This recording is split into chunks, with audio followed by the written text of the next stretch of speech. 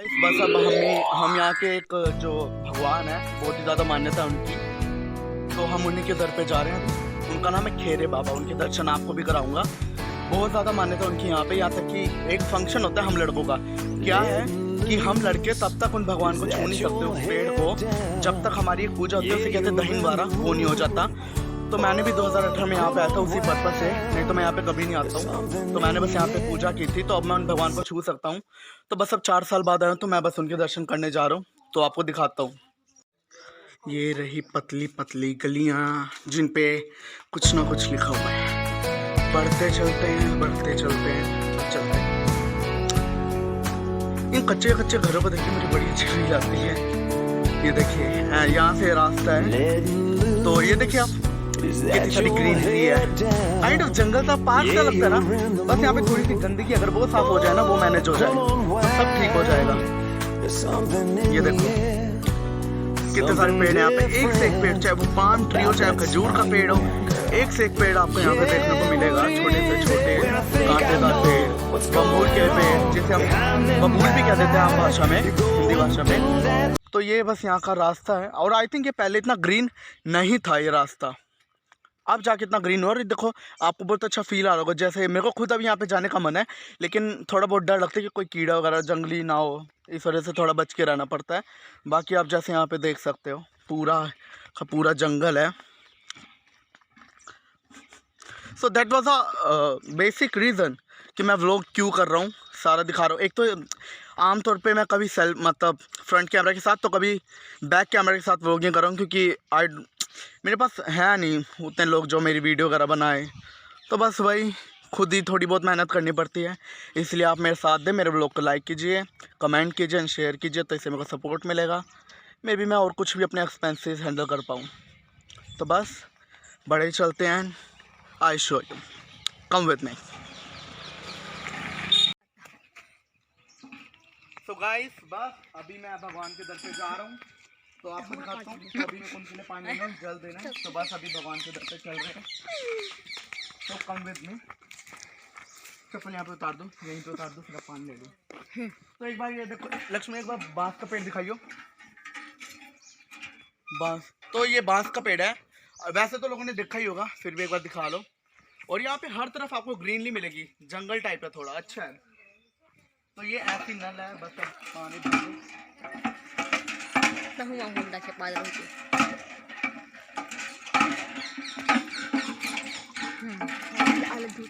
तो बस आ जाओ, चले।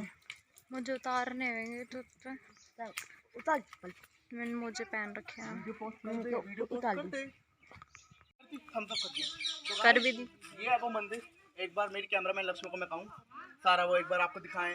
तो ये जो पेड़ है ना, इसकी मान्यता बहुत है, इन्हें कहते हैं भैरम बाबा, तो इन्हें बहुत ज़्यादा माना जाता है।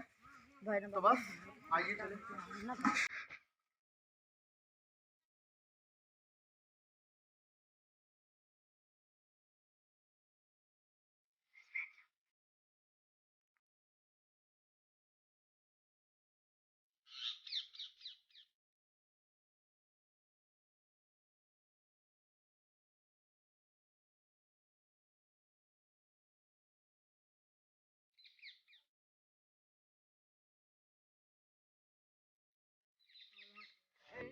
उधर से जाइयो, मैं से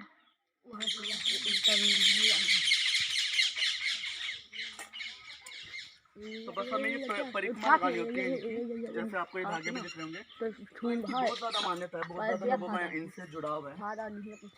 तो बस इन्हें जल अर्पित करते हैं।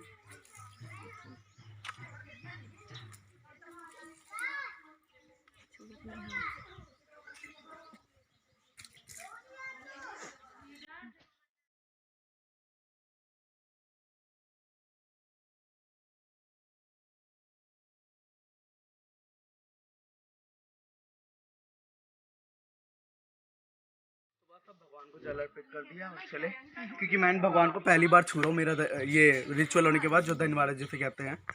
तो गाइस ये दूसरा मंदिर है जो यहाँ पे है, तो एक बार वो भी आपको दिखा देते हैं। तो ये इसमें शिव जी हैं, नंदी जी हैं, शिव परिवार है यहाँ से।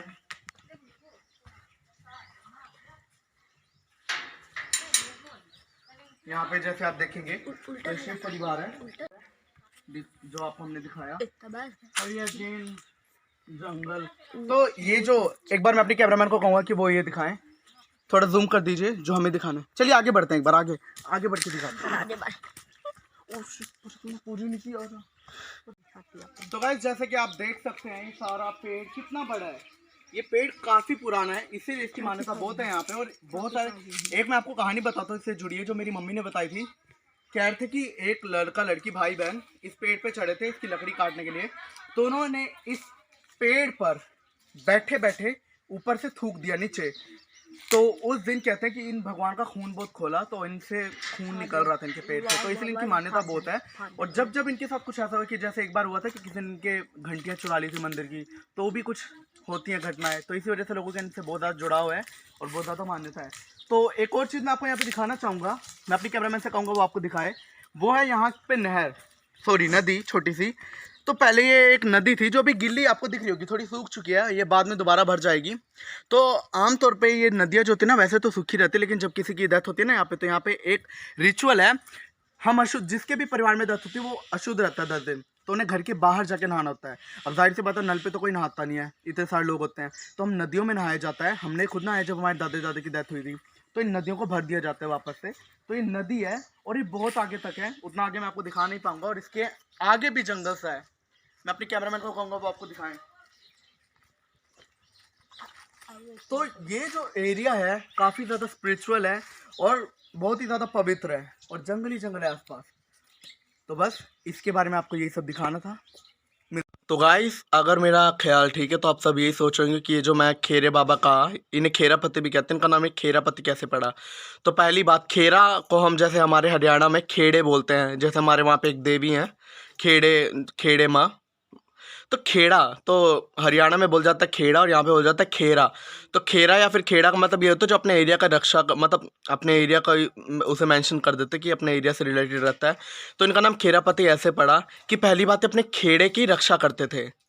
दूसरा, यहाँ पे जो सबसे चर्चित कहानी है वो है कि यहाँ पे जब हैजा बीमारी आई थी, तो इन्होंने अपनी छाती फाड़ के, जो खेरे बाबा हैं, इन्होंने अपना खून उस बीमारी को पिला दिया, लोगों को नहीं, बीमार लोगों को नहीं, बीमारी को पिला दिया, जिससे वो बीमारी ख़त्म होगी यहाँ के लोगों के लिए, और वो बच गए सारे। तो जिस वजह से यहाँ के लोगों की इनमें बहुत ज़्यादा मान्यता, और इनका नाम तब से पड़ गया खेरापति, क्योंकि पहले यहाँ की रक्षा करते थे, इनका नाम खेरापति नहीं था, लेकिन जब इन्होंने अपने खेड़े की यानी अपने एरिया की रक्षा करनी शुरू कर दी तो इनका नाम पड़ गया खेरापति। तो ये कहानी है।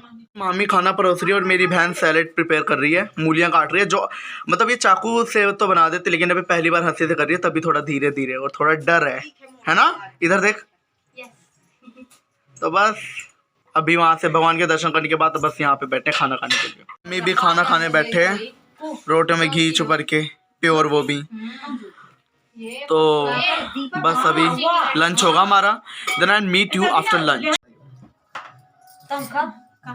सब्जी के हम पर उसके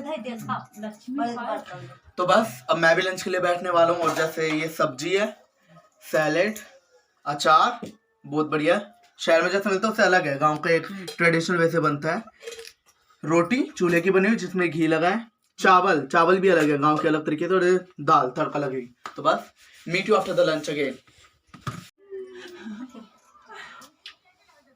अब मैं मतलब मैं ना आमतौर पे अब मैं कैसे बताऊँ, मैं हमेशा चम्मच से ही खाता हूँ, और रोटी भी मैं अजीब तरीके से तोड़ता हूँ, तो बस अब ट्रेडिशनल में मैं अच्छे तरीके से तोड़ रहा हूँ।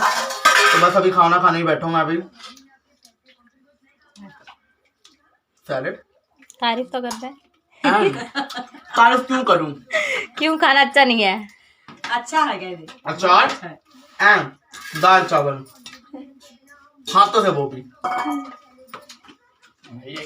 बोल दे बहुत अच्छा है।